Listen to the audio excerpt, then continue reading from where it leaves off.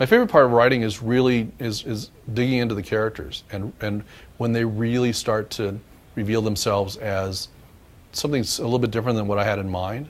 To me, that's really intriguing, and that's when they really start to become more like real people to me. So often, because of the nature of the kind of stuff that I do, which is pretty, it's not. I like to think it's character driven, because I think all drama should be character driven.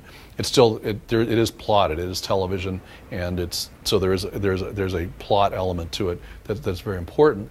But I work very hard to make sure that the character part of it is integrated into it in such a way. So it's important to me that, or what I enjoy is when the characters really start to kind of reveal themselves to me, like I say, in ways that I wasn't expecting them to, because then they start to become like real people.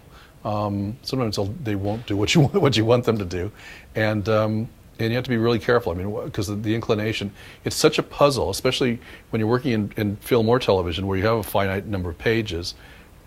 It really is a puzzle where you have to fit the pieces together. It's not like a novel or something where you can kind of let it build and grow, and if I need to explain this better, I will. And so there's a natural inclination, because you're juggling so many pieces, and there's so many things that have to seem to come together, to go, okay, I just need this guy to do this, even though it's not really something he would do. And it's an impulse that's natural, but it's an impulse that's important to try to avoid. And because you shouldn't force your character to do something that he wouldn't normally do. It can cause a block if you go, okay, but I need him to do this, and it would be so much easier. And if I fix it, it's going to take me 10 pages that I don't have. But my thing is, again, it's only letters on a screen or pages in a book. Go ahead and write it that way. Do it 10 pages.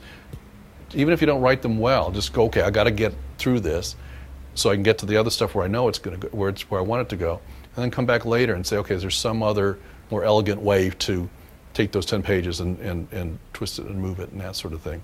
Again, I'm very big on kind of pushing past and just going, okay, I want to get past, I want to keep moving, and I want to get, I want to get to the fun stuff. I want to get the stuff that really interests me. And so if, I know better than to let the character do something that he wouldn't normally do, but I'm going to get him to do what he wants to do and how he wants to do it, and get through it quickly, even if I don't have a great idea for it right now, and then I can come back. Again, it's real easy to hit the delete button, or cross it out.